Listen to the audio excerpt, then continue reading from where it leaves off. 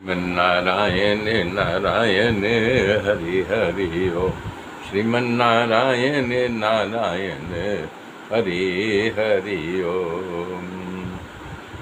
भगवान शंकर को प्रणाम किया वीरभद्र ने, बोला कि आप मुझे आज्ञा कीजिए। तो शंकर भगवान बोले, तुम सेना नायक बन करके मेरी सेना लेकर के दौड़ो और जहाँ यज्ञ दक्ष कर रहा है उसके यज्ञ का नाश करो। भगवान शंकर द्वारा यज्ञ विध्वंस की आज्ञा लेकर के वीरभद्र वहाँ से रवाना हुआ।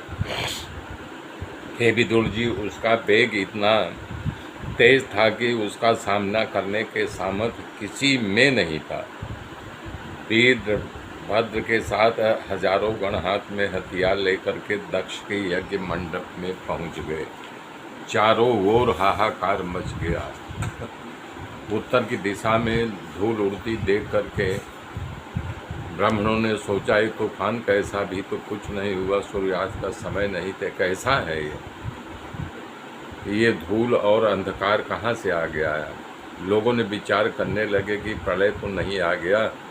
दक्ष के परिवार वालों को बात करना शुरू कर दिया, दक्ष महाराज सती को क्यों नहीं मनाया, क्यों उनका अपमान किया। दक्ष महाराज के यज्ञ दर्शन करने आए हुए लोग परस्पर बात करने लगे कि तभी आकाश में हजारों उत्पात होने लगे। जो ब्राह्मण थे, जो दक्षिणा और भोजन के निमित्त आए, को कहने लगे कि अब तक तो मैं घर पहुंच गया होता निरांते, लेकिन आज लग रहा है घर भी नहीं पहुंच पाऊंगा। ब्राह्मण बोला कि दक्ष का पाप चला रहा है, अपने चेलाओं के पास बुला लिया और स्थापना बैठे देवता भी भयभीत होने लगे। सभी अपना विमान होने लगे कि इस तूफान में कहीं मेरा विमान न उड़ जाए, मैं कैसे घर पहुंचूंगा। इस प्रकार से परस्पर बात करने लगे। दक्ष महाराज के मंडप में कई विभाग था। यज्ञशाला के सामने सभा मंडप था, यज्ञशाला के उत्तर विश्रामशाला भोजनालय था, यजमान के परिवार के लिए खास निवास बनाया गया था।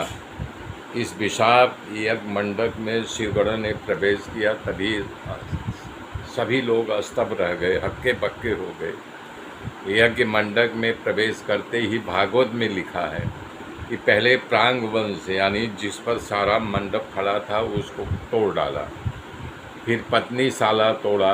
यहाँ पर देवनांगनाएं रोज श्रृंगार किया करती थी।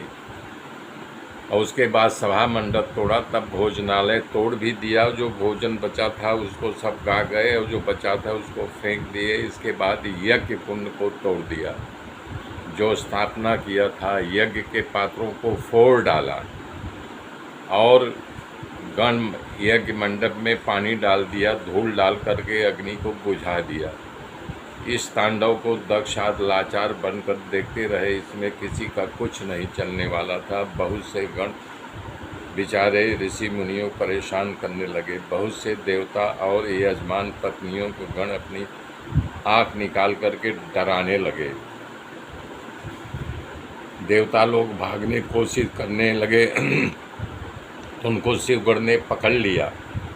5 7 लोगों को अपने कांख में दबा लिया। यज्ञ के आचार्य भृगु महाराज भागने लगे, तब भगवान के गण मणिमान ने उनको पकड़ लिया और बोला, तुमने भगवान की बेइज्जती की थी। हाँ, वीरभद्र जब दक्ष को जब पकड़ लिया तो भगवान के शंकर गण चंडीस पुरुष देवताओं को पकड़ा और नंदी ने भगवान देवता को पकड़ा। भगवान शंकर के गणों के भयंकर लीला देख करके उनके मार से तंग आकर के दूसरे द्वितीय सदस्य मंडप के पर्दा को चीर करके भाग गए। मेरे मित्रों, मेरे साथ बने रहिए, आगे की गाथा फिर कर जोड़ूंगा।